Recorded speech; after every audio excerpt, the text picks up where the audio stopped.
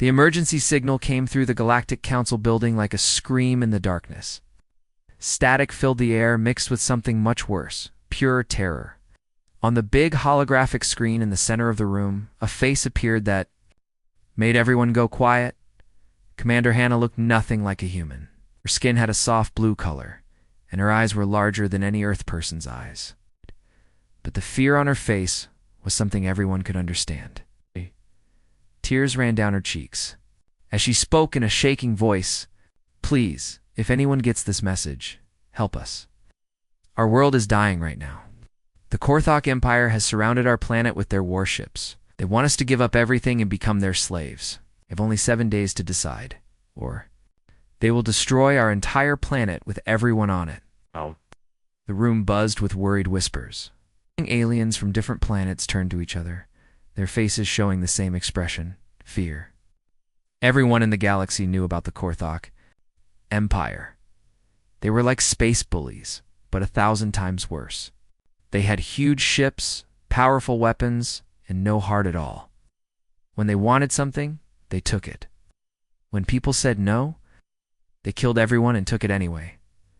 The Korthok had destroyed 12 different worlds in the past 50 years. They would attack peaceful planets, kill anyone who fought back, and force the survivors to work as slaves. Their ships were massive, dark things that blocked out the sun when they came to your world. Most species in the galaxy were too scared to even speak their name out loud. Ambassador June sat in the back row with the other humans. Earth had only joined the Galactic Council 2 years ago, so they were still the new kids in school. Most aliens thought humans were interesting but weak. After all, Earth had no energy shields, no plasma weapons, and no experience fighting in space wars. But as June listened to Commander Hannah's desperate cry for help, something changed in his face. His jaw got tight, and his hands made fists. Around him, other species were already making excuses. The tall gray Xantari said it would take months to get approval for military action. The crystal-like Vorthan worried about economic costs. The bird-like Kree suggested sending a strongly worded letter instead. While everyone else talked about problems, June stood up. The room was big, with hundreds of alien diplomats, but somehow his movement made everyone look at him. He was not tall, like some species, not covered in armor like others. He just looked like a regular human in a simple black suit. When he spoke, his voice was calm and steady, but there was something underneath it that made the hair on alien necks stand up. "Will handle this?" The words hit the room like a bomb going off. Complete silence followed. You could have heard a pin drop on the metal floor. Hundreds of alien eyes stared at the human, who had just volunteered his species for what everyone knew was certain death. The Korthok Empire had never lost a war. They had ships the size of cities and weapons that could crack planets in half. And this human just said Earth would fight them to save strangers they had never met. Admiral. Minho walked through the main command center like a man with a mission. The room was huge, filled with glowing screens and busy people in military uniforms. Every screen showed different views of space, ship locations, and battle plans. The air buzzed with the sound of keyboards clicking and people talking. Quickly into their headsets, .minho stopped in front of the biggest screen, which showed a map of the Zelani star system. Red dots marked where the Korthok ships were positioned. Around the blue-green planet, there were so many red dots it looked like the planet had chickenpox. Each dot represented a warship bigger than anything Earth had ever built. "Sir, how fast can we get our ships ready for battle?" Minho asked his assistant, a young officer who had been working non-stop since the alien message arrived. The assistant looked at his tablet and did some quick math. 68 hours, Admiral. We're already getting the 3rd, 7th, and 12th battle. Groups prepared. The crews are loading weapons, fuel, and supplies right now.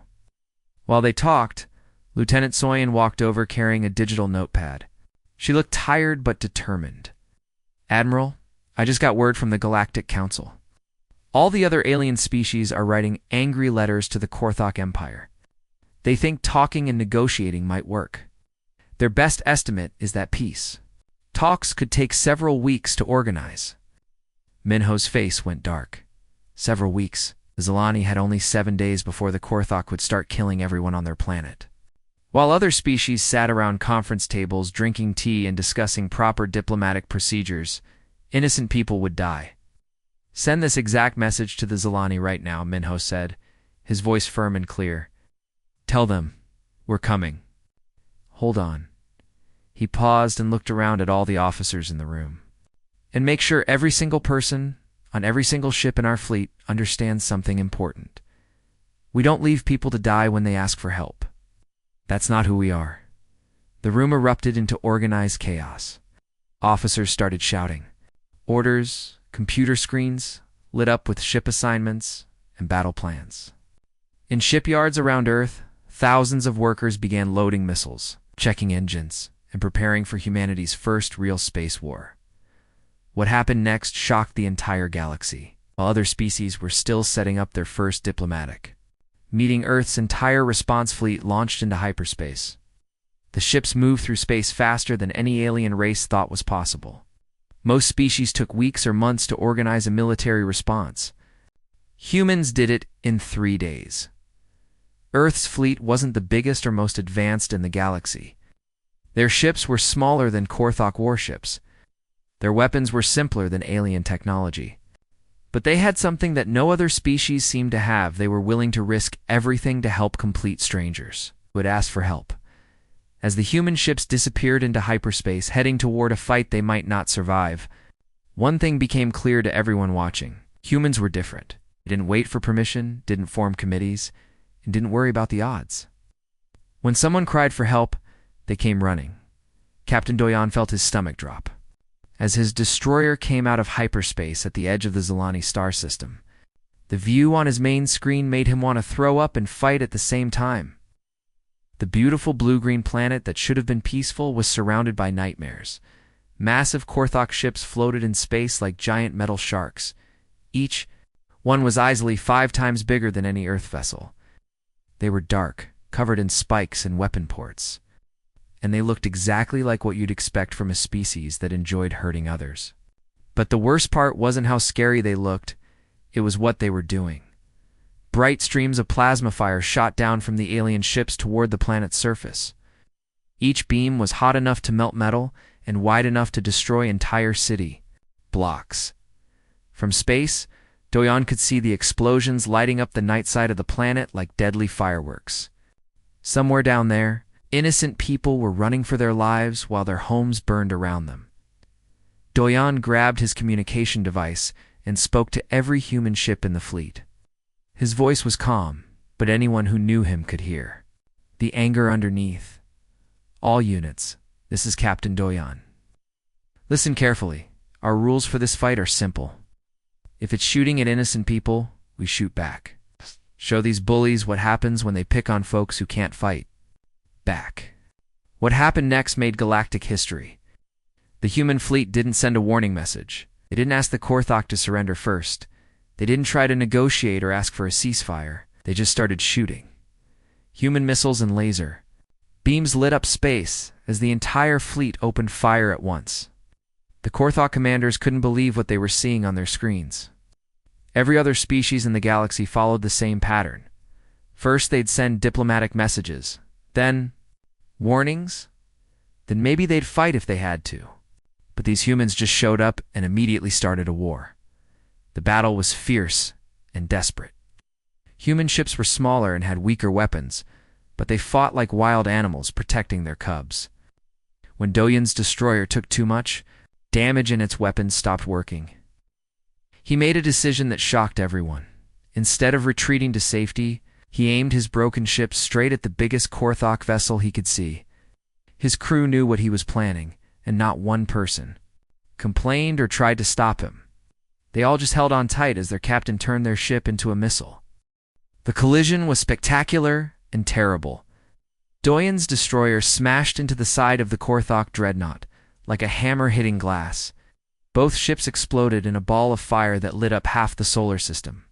In one moment, a human captain and his crew had given their lives to take down an enemy ship 10 times their size.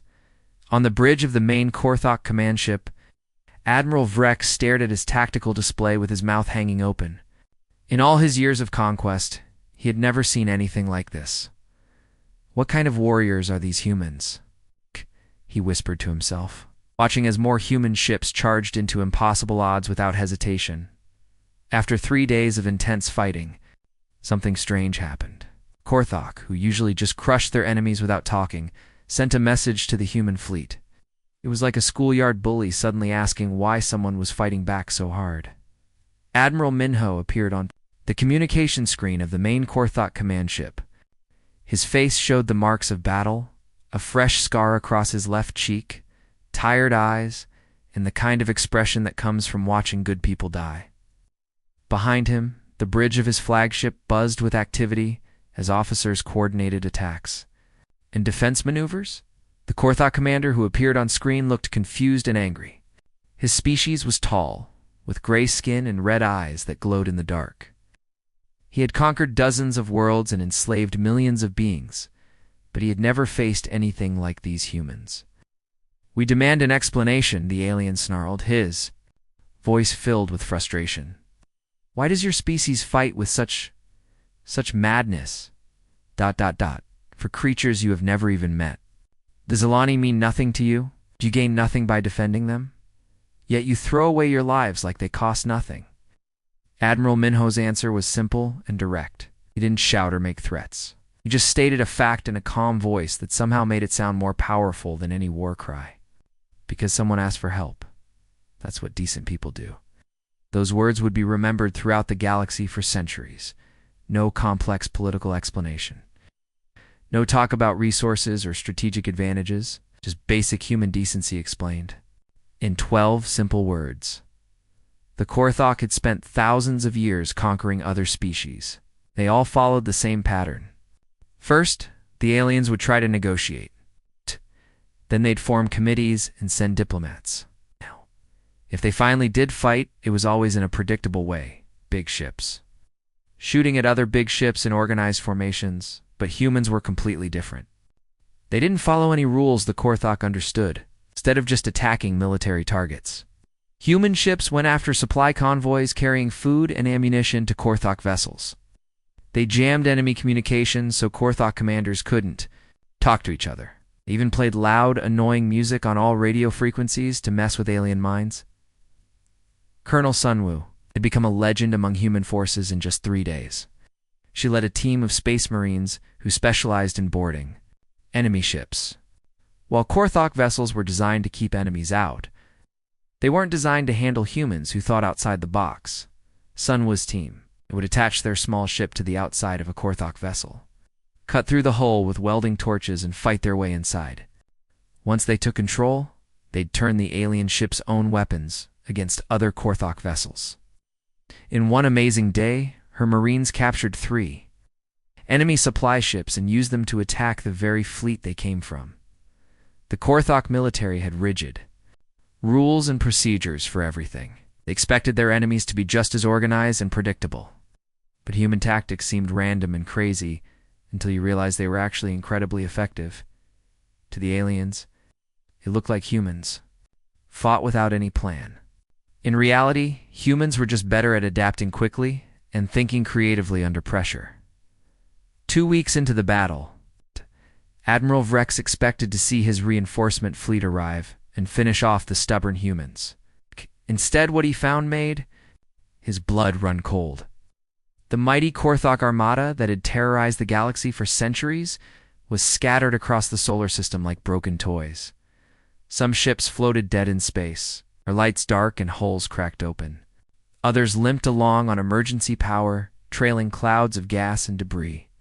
But the most shocking sight was the ships that were still fighting, except they were fighting for the wrong side. The humans had done something that no species in galactic history had ever accomplished. They took Korthok weapons and technology and figured out how to use them in just hours. Alien plasma cannons that had taken Korthok engineers decades to perfect were now mounted on human ships and firing at their original creators. How is this possible? Vrex whispered to his science officer, watching a human destroyer blast one of his cruisers with its own type of weapon. Throughout both fleets, a new phrase began spreading: human ingenuity. Some aliens said it with respect and amazement, others said it with fear and worry.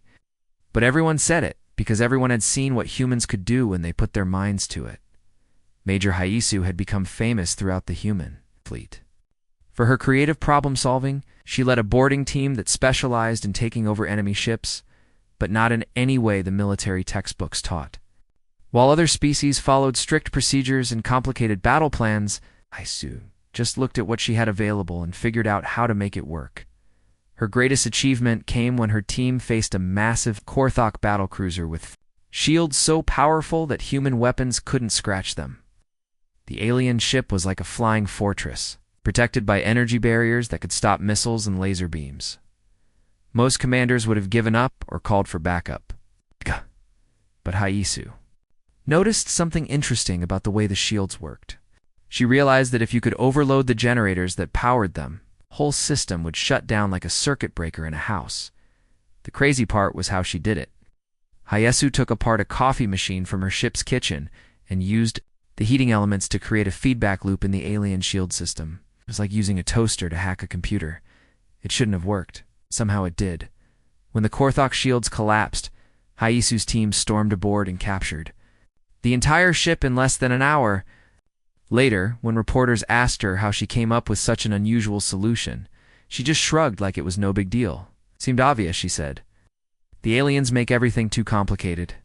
Sometimes the simple answer is the right one.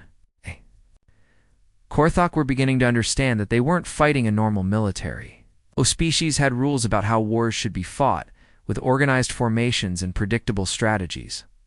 But humans fought like people defending their own families, desperate, creative, and absolutely unwilling to give up. Every time the Korthok thought they understood human tactics, the humans would do something completely different that caught them off guard again. Commander Thax was getting desperate. For 3 weeks, his mighty Korthok fleet had been embarrassed by these strange humans who refused to follow proper military rules. Ships that should have been easy victories were somehow defeating vessels twice their size. Alien technology that had taken centuries to develop was being copied and improved by humans in just days. Thax stared at his tactical display, watching another one of his cruisers get destroyed by a human ship that was using modified Korthok weapons. His pride was hurt, his superiors were angry, and he needed to do something that would finally break human morale. That's when he made the worst decision in Korthok military history. On his screen, he spotted a large white ship with red crosses painted on its sides. It was clearly marked as a medical vessel, a hospital ship that wasn't carrying weapons or soldiers. Through his scanners, he could see that it was full of Zalani refugees, mostly children who had been evacuated from the planet's surface during the bombing. "Target that medical ship," Thax ordered his weapons officer. "Once the humans see their precious civilians dying, they'll lose their will to fight." The plasma beam that destroyed the hospital ship was visible across half the solar system. The white vessel with its cargo of innocent children simply vanished in a ball of fire and metal fragments. Thax smiled, expecting to see human ships retreat in horror and despair. Instead, what happened next made his smile disappear forever. Every human ship in the fleet stopped what it was doing. For a moment, space became eerily quiet as the reality of what had just happened sank in. Then Admiral Minho's face appeared on every communications screen in the system, not just to human ships, but broadcast on all frequencies so every Korthok vessel could see and hear him. Minho's expression was unlike anything the galaxy had ever seen. It wasn't anger or rage, it was something much colder and more terrifying. His voice was calm and controlled, but every word felt like ice water running down alien spines. "You wanted to see what monsters look like," he said, staring directly into the camera. "Congratulations. Now you get to meet them." From that moment, the war changed completely. Before, humans had been tough but fair fighters. They took prisoners when enemies surrendered. They followed basic rules of warfare. They tried to avoid unnecessary destruction. All of that stopped. When Korthok ships tried to surrender, human vessels ignored the white flags and kept firing. When alien crews sent distress signals begging for mercy, humans turned off their radios and continued their attacks. The systematic destruction of the Korthok fleet began like a deadly clockwork machine. Captain Jihoon led a squadron of human fighters that became known as the Angel of Death Unit. In just 2 days after the hospital ship incident, his small group of fighters destroyed 12 massive Korthok warships. They attacked with such precision and fury that other alien species watching the battle began to understand something important about humans. Earth's people had no natural claws, no armor plating, no poison, and no built-in weapons. But they had something that made them more dangerous than any predator in the galaxy. They were willing to become monsters to protect innocent people.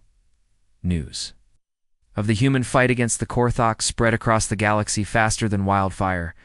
On thousands of worlds, in countless alien cities and space stations, beings who had never heard of Earth suddenly knew the name human. The story was always the same. A small young species had volunteered to fight an impossible battle to save complete strangers.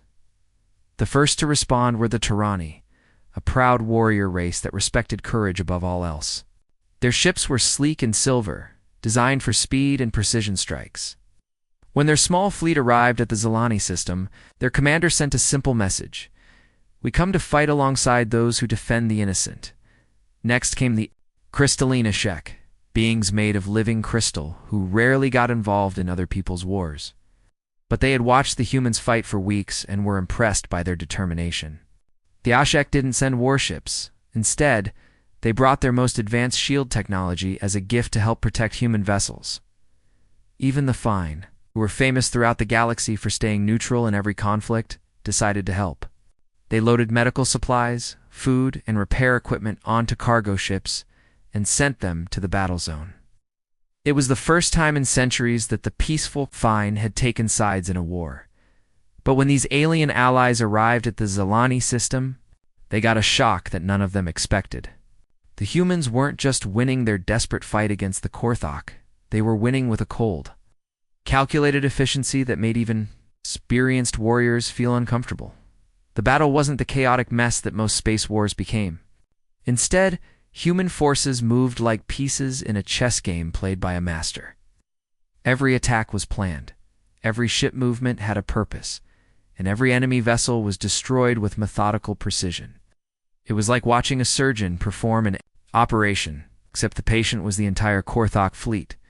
Commander Sia was put in charge of coordinating with all the new alien allies. She was grateful for their help, but she made the rules crystal clear from the beginning. "We appreciate you coming here to help us," she told the assembled alien commanders during their first strategy meeting. "Your ships, weapons, and supplies are welcome, but understand this: if anyone, and I mean anyone, targets innocent civilians, they'll answer to us. We don't care which side you're supposed to be on." The alien commanders looked at each other nervously. They had come to help the humans, but ICL's tone made it clear that humans didn't fully trust anyone when it came to protecting innocent lives. The biggest surprise came from the Zilani themselves. For thousands of years, they had been a completely peaceful species. They had no military, no weapons, and no experience with warfare. Their entire culture was built around art, science, and avoiding conflict. But watching humans risk their lives to save Zilani, civilians changed something fundamental in their society. The first time in their history, young Zilani began volunteering. To fight, they asked human officers to teach them how to use weapons and pilot combat ships.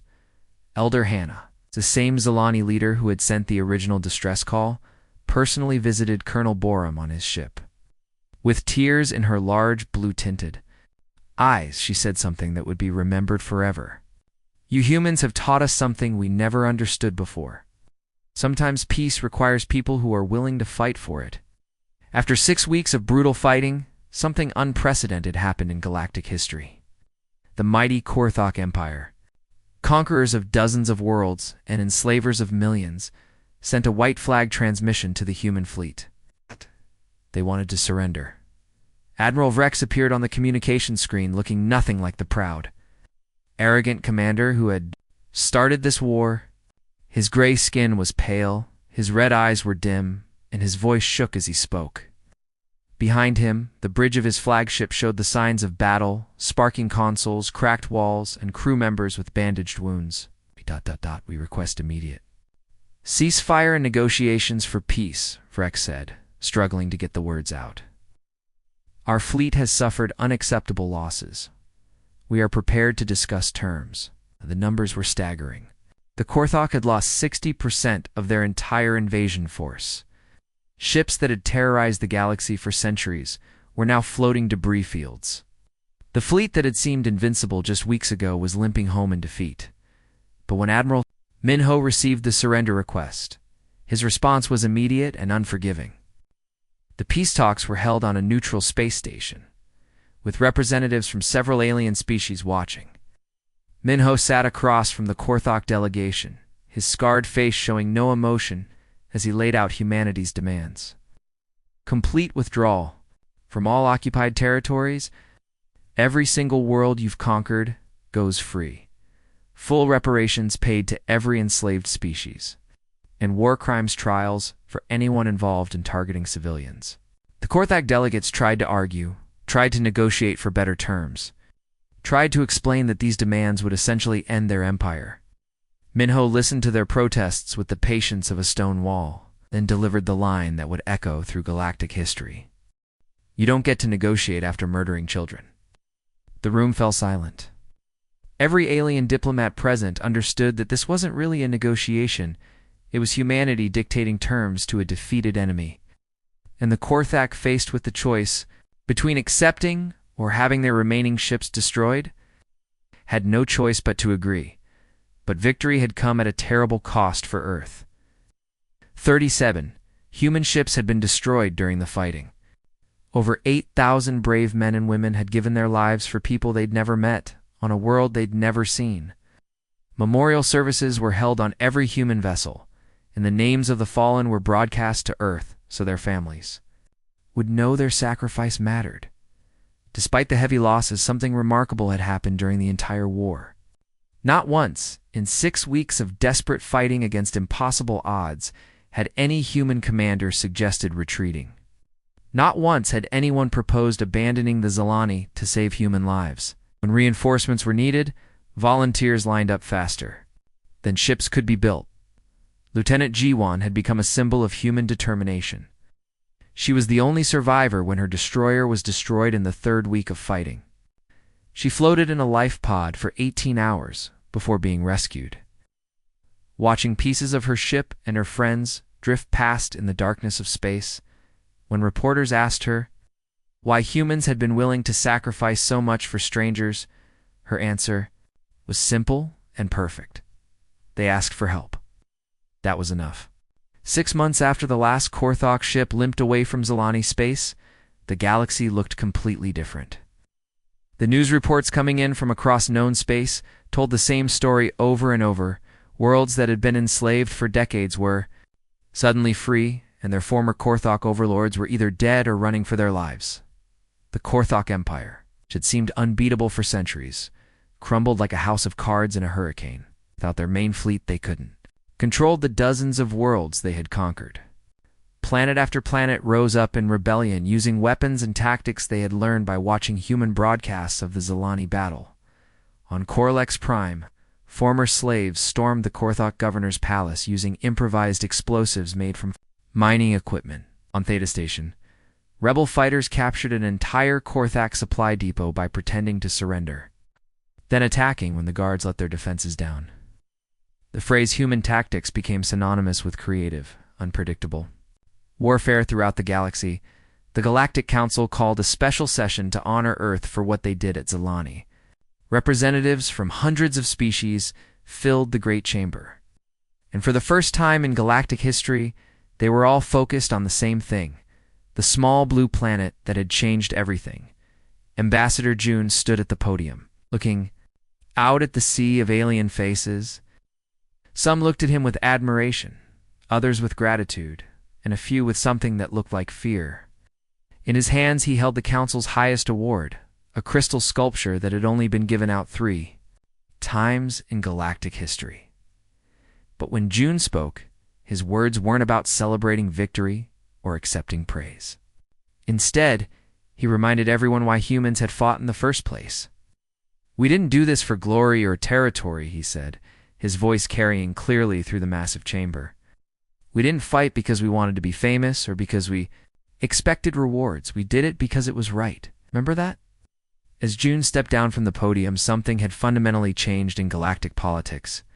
For thousands of years, species had formed alliances based on trade deals, shared technology, or mutual defense pacts.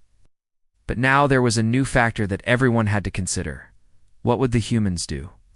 When the last human ship left the Zilani system heading back toward Earth, every alien species in the galaxy had learned something important about these strange creatures from the small blue world. Humans were the kind of people who would travel across the void of space to help complete strangers.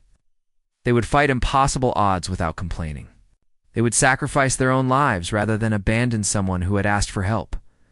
But the galaxy had also learned something else that was perhaps more important. Humans were dangerous when they were angry. The systematic destruction of the Korthok fleet had shown that Earth's people could be ruthless and efficient when protecting innocent lives. They were both protectors and something to be respected, and perhaps feared. The message was clear to every species, government, and empire in the galaxy. If you were in trouble and needed help, you could call on humanity and they would come running. But if you were the one causing trouble, hurting innocent people, or enslaving entire worlds, then you had better hope the humans never found out about it. The humans had made their position crystal clear to the entire universe: ask for help. And Earth would answer, no matter how far they had to travel or how dangerous the fight might be.